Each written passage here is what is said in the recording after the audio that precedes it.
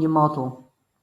To make your model, first of all, you're going to need to use your ruler and your pencil, okay? And you can see on the paper here on my card, I've drawn a line that is about 14 centimetres long, okay? 14 centimetres long, because I want that to be about the length that I want my utensil to be. And of that 14 centimetres, I've made 8 centimetres the length of the handle, okay? So you can see on there, I've also drawn an 8 centimetre line to design where the handle is. That's going to be half of it, because I'm going to fold it in half. So I've only made that a centimetre wide, so that when I double that, it'll be 2 centimetres wide, okay? So I've drawn a square roughly where the handle part is going to be, where this bit's going to be. And then at the top, I'm thinking about what size and shape I want the utensil to be, the bit that's going to make the spoon part.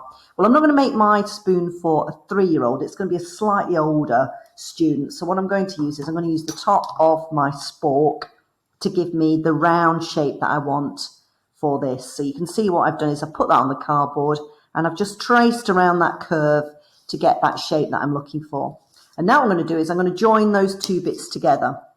I'll work in pen here so you can see this a little bit better, okay? So we've got the shape of the spoon at the top. I'm going to bring that in so it's got a neck. And then I'm going to bring this part out to give us the handle shape. Okay, so you can see what I've got there is I've got part of the spoon bit that makes the top bit. And remember, you've got a variety of spoons and utensils at home that you might be able to find that will give you different shapes to do that with. And then I've made sure I've brought that in to give it a neck. Now, a neck is important. The neck's this bit here. So when the child's holding it, it's not got its hand right up to the end of where the utensil is. If it did that, then this bit, your hand would be touching your mouth when you're eating and it'd get all full of food. So usually your hand is sitting further back. So we need to leave a neck part, okay? And then rather than having a square handle, I've made it ergonomic. So I've just curved it a bit so I get that sort of shape. Okay, what do we do next? Well, next what you're going to need to do is to cut that out. So I'm sure you've all got scissors at home. You can cut that out. I'm going to cut that out so it makes a slightly bigger shape, and you'll see why in a second. Okay, so I'm going to cut this out around my line that I've just drawn, like that. Okay, get rid of these bits. And then along the line that I drew originally, my first line, I'm going to fold this. Okay, try and fold it as accurately as I can down that middle line. There we go. And then what I can do is I can trace it. And this is a good way of making it symmetrical, so it's the same on both sides.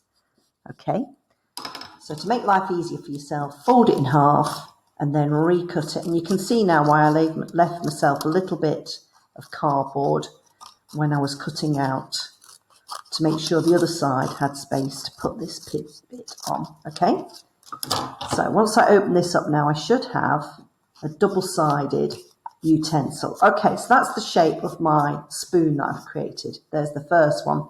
And if I hold that in my hand, I can test that and see.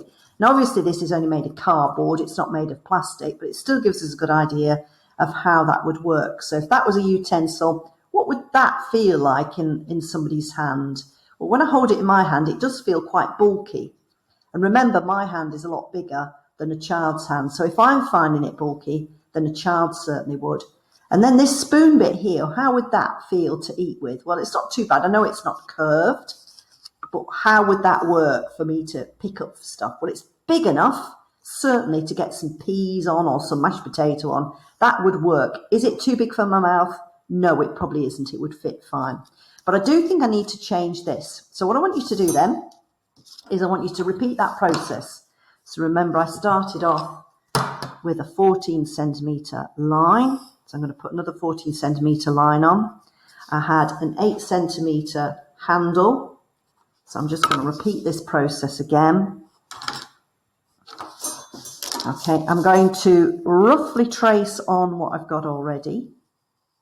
So just lightly put on what I've got and then think about what I need to change. Well, this bit was okay. This bit's fine. I think I need to elongate that neck a little bit, bring it a bit down a bit further so it's long.